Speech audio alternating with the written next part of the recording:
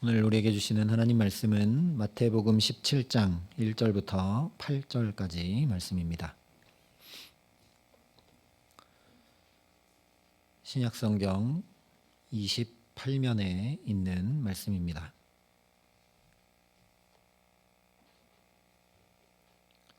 마태복음 17장 1절부터 8절까지 말씀을 제가 봉독해 드리겠습니다. 하나님의 말씀입니다.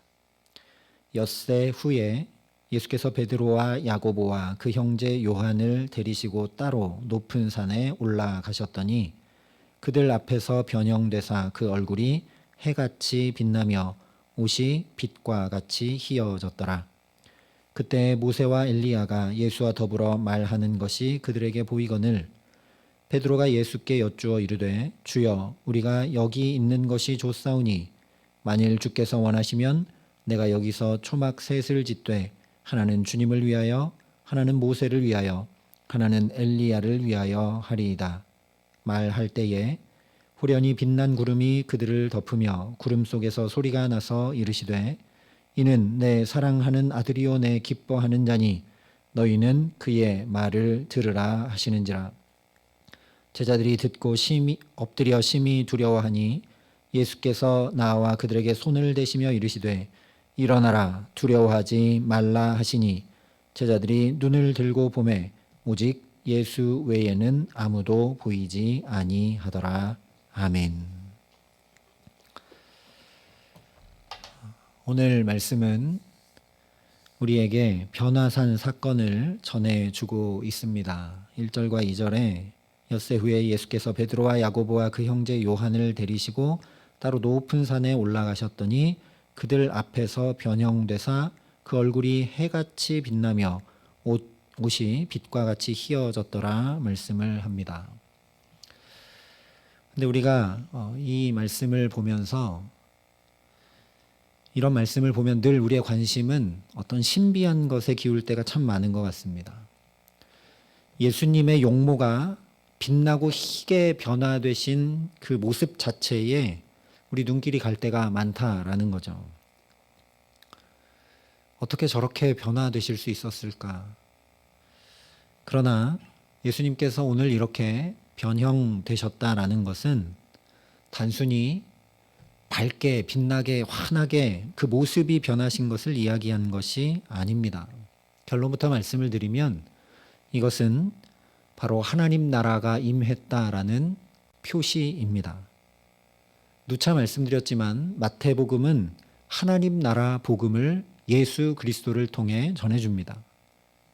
이 예수 그리스도로 인해 하나님 나라가 임해옴을 이런 모양으로도 저런 모양으로도 서기관과 바리새인들과 전혀 다른 권위 있는 말씀으로 또는 여러 가지 치유로 여러 가지 역사들로 하나님 나라가 임해오는 것을 계속 전해주는 것이 바로 마태복음입니다. 오늘 역시 마찬가지라는 거죠. 이 예수님을 통해 하나님 나라가 어떻게 임해오는지 보라는 겁니다. 그래서 죽은 모세와 죽지 않고 들림받은 엘리야가 나타나 예수님과 더불어 이야기하는 것이죠. 즉 죽은 자와 산 자가 함께 이야기를 나눕니다. 또한 이것은 율법의 대표인 모세, 어쩌면 인간으로서 가장 많은 기적을 베풀고 이끌었던 모세, 하나님께 십계명을 받아 전했던 그 모세, 그리고 사람으로서는 가장 능력이 있었던 엘리야, 하늘에서 불을 떨어뜨렸던 그 엘리야로도 임하지 못했던 하나님 나라가 바로 예수 그리스도를 통해 임해옴을 드러내 보여주는 것입니다. 모세가 40여 년 동안 온갖 기적을 나타내고 하나님께 직접 말씀을 받아 하나님이 손으로 써주신 그 말씀을 전했어도 하나님 나라 임해오지 못했고, 엘리야가 바알과 아세라 선지자 600명을 물리치고 하늘로부터 불을 떨어뜨리는 능력을 행했어도 임해오지 못했던 하나님 나라가 예수 그리스도를 통해 임해오는 걸 보라는 겁니다. 그러니 더 분명해지는 것이죠. 그런 어떤 능력이나 기적이나 이런 것이 아니라 오직 예수 그리스도께서 말씀하신 십자가를 통해서만 하나님 나라가 영광스럽게 임해 오는 것을 이 변화산 사건을 통해 말씀해 보여주고 있는 것입니다. 그래서 좁은 의미로 보면 바로 앞 16장 마지막 절에 진실로 너희에게 이르노니 여기 서 있는 사람 중에 죽기 전에 인자가 그 왕권을 가지고 오는 것을 볼 자들도 있느니라 하신 말씀이 그대로 이루어진 것이 27장의 변화산 사건입니다. 이것은 물론 큰 의미로 보면 예수님께서 만국을 다스릴 권세를 가지고 재림에 오시는 것을 이야기하는 것이지만 작게 보면 이 엿새 뒤에 예수께서 영광스럽게 변모되셔서 하나님 나라의 왕권을 가지고 하나님 나라를 임하게 하는 주인공이 되실 것을 볼 사람이 있다. 바로 베드로와 요한과 야고보, 그 사람들이 있다. 예수님께서 말씀해 주신 것이죠. 실제 그래서 이 사건을 직접 오늘 경험했던 베드로가 그의 서신 베드로 후서에 이렇게 이야기를 합니다. 지극히 큰 영광 중에서 이러한 소리가 그에게 나기를 이는 내 사랑하는 아들이요 내 기뻐하는 자라 하실 때에 그가 하나님 아버지께 존귀와 영광을 받으셨느니라. 이 소리는 우리가 그와 함께 거룩한 산에 있을 때에 하늘로부터 난 것을 들은 것이라. 베드로가 증언하고 있는 대로 이것은 그냥 예수님의 용모가 변화된 것이 아니라 하나님께 존귀와 영광을 받으신 것이라는 말씀이죠. 하나님께 존귀와 영광을 예수님이 언제 받으셨습니까? 빌립보서 말씀에 의하면 십자가에 죽으시고 부활하시고 난 이후에 높이 들림받으셔서 하나님 보좌 우편에 앉으셔서 모든 이름 위에 뛰어난 이름을 얻으시고 존귀와 영광을 받으시죠. 그러니 오늘 변화산에서 이렇게 변모되시면서 하나님께 존귀와 영광을 받으셨다는 건 이제 후에 예수님께서 3일 만에 말할 수 없는 영광으로 부활하실 것을 나타내는 예표가 되는 것입니다. 그런데 이런 이해를 가지고 본다고 해도 변화산 사건이라고 하면 예수님께서 그래서 이 세 제자들에게 작정하시고 변화되시는 모습을 보여주시려고, 즉 예수님을 통해 하나님 나라가 임해오는 것을 보여주시고자 하는 목적을 가지고 이 산에 올라가신 것처럼 생각하기 쉽다라는 거죠. 부활을, 영광을, 하나님 나라 임함을 이 세 제자들에게 확인시켜 주시려고 일부러 산에 올라가신 것 같은. 그래서 예수님께서 제자들을 데리고 이 산에 쭉 올라가시더니 갑자기 뒤로 딱 돌아서서 짠 하고 변하신 것처럼 생각하기 쉽다라는 겁니다. 그러나 오늘 말씀과 동일한 사건을 기록한 누가복음 9장을 보면 이렇게 말씀을 합니다.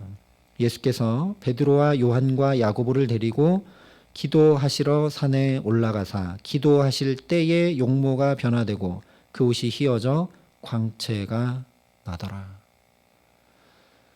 예수님께서 너희들 따라와 봐라, 내가 어떤 존재인지 보여주마 하고 가서 짠 하고 변화되신 것이 아니라는 거죠.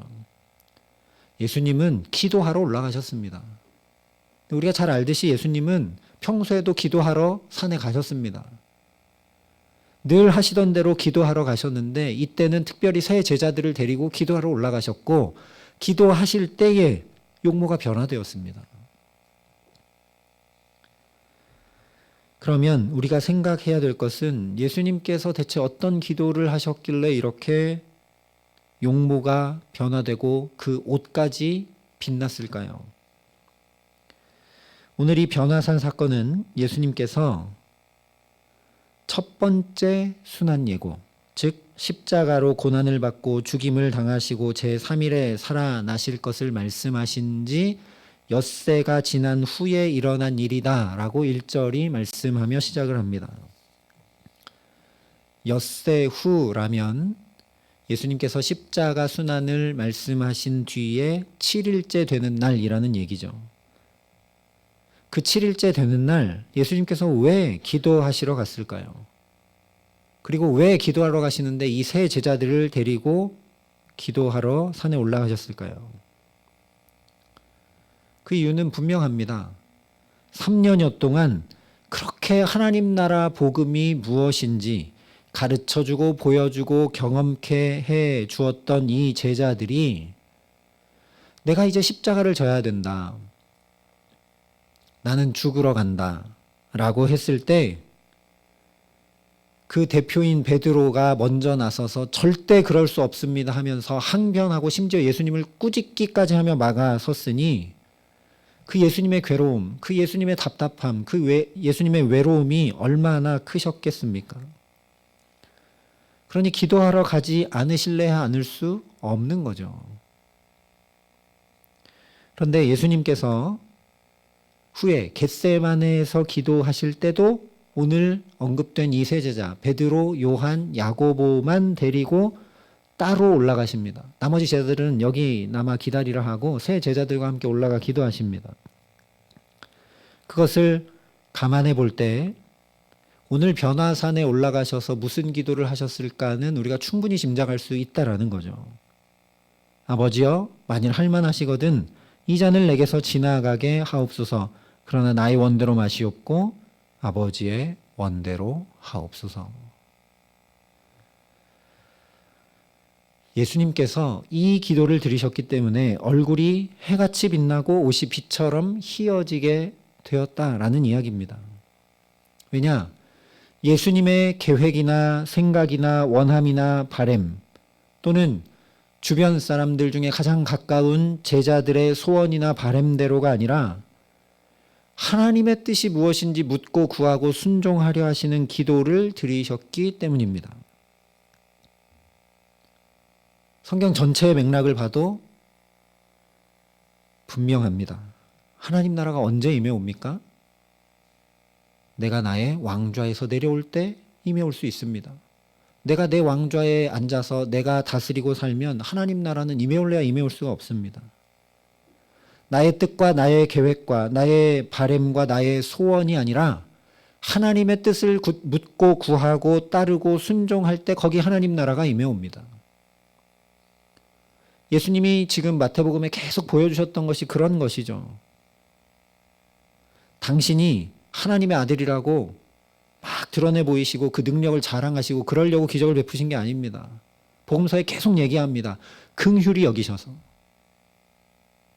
하나님 나라가 죄로 인해 깨어지지 않았으면 우리는 하나님의 형상으로 아주 존귀하고 영광스럽게 살 자들인데 하나님의 형상으로 창조됐기 때문에.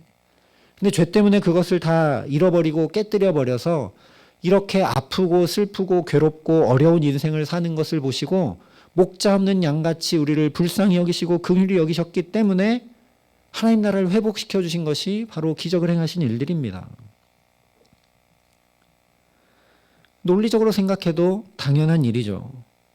왕의 통치와 다스림을 받지 않으면 그 왕의 나라는 있을 수가 없습니다. 그러니 하나님께서 5절에 이렇게 말씀하실 수밖에 없는 것이죠. 말할 때에 호련히 빛난 구름이 그들을 덮으며 구름 속에서 소리가 나서 이르시되 이는 내 사랑하는 아들이요 내 기뻐하는 자니 너희는 그의 말을 들으라 하시는지라. 이는 내 사랑하는 아들이요 내 기뻐하는 자라. 예수님께 이 말씀이 들려왔던 때가 또 한 번 있었죠. 바로 예수님 겸손히 세례 받으셨을 때입니다. 예수님 전혀 죄가 없으신 분인데 죄 있는 자와 똑같이 죄 사함의 세례를 세례 요한 앞에 무릎 꿇고 겸손히 받으실 때, 즉 하나님의 뜻에 순종하여 세상 죄를 지고 가는 하나님의 어린 양이 되시는 공생의 첫 발걸음을 내디디실 때 바로 이 음성이 들려왔습니다. 이는 내 사랑하는 아들이요 내 기뻐하는 자라. 이 예수가 나의 마음을 알고 나의 뜻을 알고 온통 깨어져 버린 하나님 나라를 회복하고 이루고자 저렇게 하나님의 어린 양 된 길을 가기 시작하니 하나님 얼마나 기쁘셨겠습니까? 오늘 마찬가지입니다. 하나님의 뜻에 온전히 순종하시는 기도. 이제 십자가가 얼마 남지 않았는데 그 십자가로 하나님의 뜻을 이루시고자 여기 올라와 기도하고 계시기 때문에 또 똑같이 이는 내 사랑하는 아들이요 내 기뻐하는 자라는 음성이 들려오며 존귀와 영광을 받으신 것입니다. 그런데 오늘도 베드로가 이렇게 이야기합니다. 주여, 우리가 여기 있는 것이 좋사오니 만일 주께서 원하시면 내가 여기서 초막 셋을 짓되 하나는 주님을 위하여, 하나는 모세를 위하여, 하나는 엘리야를 위하여 하리이다. 하나님의 뜻이 무엇인가? 왜 예수님이 저렇게 변화되셨나? 어떤 기도를 드리셨길래 저렇게 영광을 받으시는가? 그것을 주목하고 생각하는 것이 아닙니다. 여전히 베드로는 자기 계획과 뜻과 바램을 예수님 앞에 얘기하는 걸 보게 됩니다. 두 눈으로 예수님이 영광스럽게 변모되시고 또 모세와 엘리야와 이야기 나누는 것을 보면서도 또 자기 바램만 얘기하고 있습니다. 베드로가 예수님 믿지 않아서가 아닙니다. 가족과 배, 집도 다 버리고 따를 만큼 예수님 믿고 따릅니다. 문제는 어디 있느냐? 주님의 말씀에 순종할 줄 모른다는 데 있습니다. 예수님께서 십자가 지실 것을 분명히 말씀하셨는데 그래서 가장 귀한 목숨보다 더 귀한 하나님 나라와 모든 걸 바꿔라 분명히 말씀해 주셨는데 그리고 말씀만 하시는 것이 아니라 주님이 실제로 그 목숨을 버리시고 하나님 나라를 이루고 그것과 바꾸시기 위해 오늘도 무릎 꿇고 하나님 앞에 이렇게 기도하심으로 본을 보여주시는데도 여전히 자기 계획과 바램만 확고하게 고합니다. 한마디로 하면 십자가 없는 영광으로만 계속 달려가려고 한다는 겁니다. 아, 여기 영광스러운 모습이 있고 모세도 있고 엘리야도 있으니 주님 말씀만 하시면 여기 초막셋을 짓고 여기 영원히 함께 있으면 되겠네요. 우리가 내려갈 이유가 뭡니까? 이것이 바로 오늘 우리들의 모습이라는 겁니다. 십자가는 필요 없습니다. 그냥 좋은 것, 영광과 능력만 가득하면 됩니다. 그 수고와 순종과 애씀과 고난과 눈물 이런 건 없어도 됩니다. 그냥 하나님의 영광만 있으면 됩니다. 우리도 십자가 없이 얻는 영광으로 계속 달려가려 할 때가 많다라는 거죠. 그래서 우리가 예수를 믿고 신앙생활 하는데도 베드로와 같은 현상이 계속 일어난다라는 겁니다. 예수님께서 오늘 어떻게 할 때 영광을 받게 되는지, 어떻게 할 때 존귀히 여김받게 되는지 보여주셨습니다. 바로 하나님의 뜻을 구하고 그 뜻에 나를 쳐 복종하고 순종하는 거죠. 하나님의 뜻과 하나님의 말씀이 오늘 우리에게도 분명히 주어져 있습니다. 믿음의 선진들과 비할 수 없이 복되게 분명하게 우리에게 이 성경 말씀으로 주어져 있습니다. 내 손에 이 말씀이 들려 있어서 언제든지 펼쳐보면 하나님의 뜻을 알 수 있습니다. 언제든지 겸손히 하나님 앞에 이 말씀을 펴놓고 은혜를 구하면 우리의 삶에 필요한 말씀을 얻을 수 있습니다. 그런데도 이 말씀대로 살기 위해 우리가 목숨을 잘 걸지 않습니다. 그냥 적당한 선을 유지할 뿐이죠. 그러다 보니 우리들 역시 예수를 믿기는 믿지만 신앙생활 하기는 하지만 능력 있고 힘 있고 영광스럽게 살아가지 못할 때가 많다라는 겁니다. 오늘 변화산의 예수님처럼 하나님의 온전한 뜻을 구하고 거기 순종하려고 하면 반드시 영광과 존귀를 얻고 하나님 나라가 우리 삶에 임해 옵니다. 그러니 주님처럼 기도하는 저와 여러분 될 수 있기를 간절히 소망합니다. 기도하지 않고 어찌 순종할 수 있겠습니까?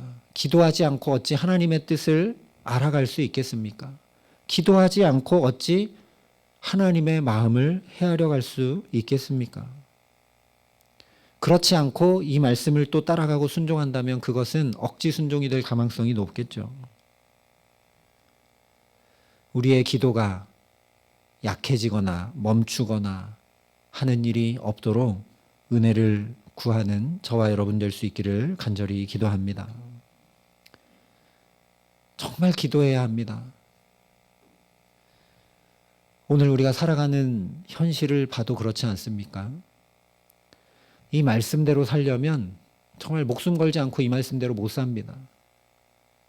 이렇게 빨리 변화되고 바뀌고, 이렇게 경제적으로 어렵고, 사회의 여러 분야에 갈등과 반목이 있고, 여기서 사랑하며 사는 것만 해도 우리가 목숨 걸지 않고는 그렇게 못합니다. 다 이기적으로 살고, 다 자기 유익과 만족만 구하며 살고, 손해보는 건 하나도 하려고 하지 않는 이 세상 한가운데서 저와 여러분이 주님의 말씀 따라 사랑을 행하고 살고자 하는 것만도 우리 목숨 걸지 않으면 못합니다.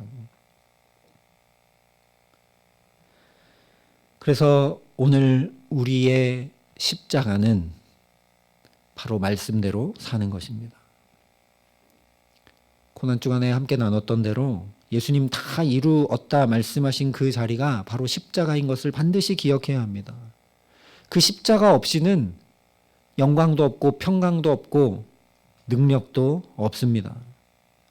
십자가 없는 부활은 다 가짜입니다. 거기에 속으면 안 됩니다.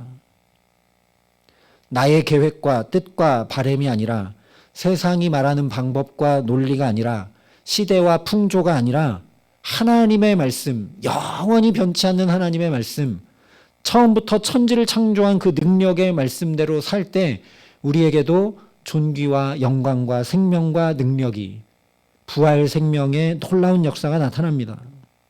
그래서 예수님께서 자기 십자가를 지고 나를 따르라, 내게 목숨처럼 가장 귀한 것 하나님 나라와 바꾸어서 영생을 얻으라 재촉하시고 도전하시고 오늘도 보여주시고 말씀하시는 것입니다. 오늘 이 저녁에 여기 무엇 때문에 예배하러 오셨습니까? 내게 호흡 주고 살게 하시는 이유, 하나님께서 내 삶에 무엇을 원하시는지 그 뜻을 구하러, 엎드려 기도함으로 하나님께 말씀을 받아 그 말씀에 순종하기 위해 이 자리에 올라오셨습니까? 아니면 베드로처럼 나의 소원과 바램과 계획을 아뢰고 거기 주님이 동의해 주시기를 구하기 위해 나오셨습니까? 그래서 오늘 말씀에 세례 받으실 때와 달리 이 말씀이 덧붙여져 들려옵니다. 너희는 그의 말을 들으라. 너희는 그의 말을 들으라. 오늘 이 시간 이 주님의 말씀이 저와 여러분에게 마음과 영혼 깊이 들려오게 하시기를 간절히 기도합니다. 너희는 그의 말을 들으라. 나는 주님의 말 듣고 살아가는 사람인가? 나는 정말 주님의 말을 듣고자 귀 기울이는 사람인가? 나는 그의 말을 듣는 주님의 사람인가? 오늘도 나를 살게 하시는 하나님의 뜻이 예수님의 말씀을 들으며 더 분명해지고 확실해지게 하시기를 간절히 소망합니다. 그래서 나의 계획과 바램대로가 아니라 하나님의 뜻과 그 말씀에 순종하며 그의 말을 들으며 살아가는 저와 여러분 될 수 있기를 간절히 소망합니다. 양은 목자의 음성을 듣는다고 예수님 분명히 말씀하셨습니다. 그리고 선한 목자는 그저 푸른 초장 맑은 물가로만 인도해 가시는 것이 아니라 양들을 위해 자기 목숨을 내어준다 말씀하셨습니다. 그 선한 목자 되신 주님이 저와 여러분을 오늘도 부르고 계십니다. 너희는 그의 말을 들으라. 주님의 그 말씀 오늘도 듣고 깨닫고 마음에 받아 깊이 새기고 순종함으로 오늘 변화산의 예수님처럼 우리 모든 삶의 일들이 능력 있고 힘 있고 영광과 존귀가 있는 그 하나님 나라로 날마다 변화되어져 가고 날마다 그 하나님 나라가 이루어져 가는 그 존귀와 영광과 기쁨이 우리 가정과 일터와 자녀들과 모든 삶에 가득해 하시기를 우리 구주 예수 그리스도의 이름으로 간절히 축원합니다. 함께 기도하시겠습니다.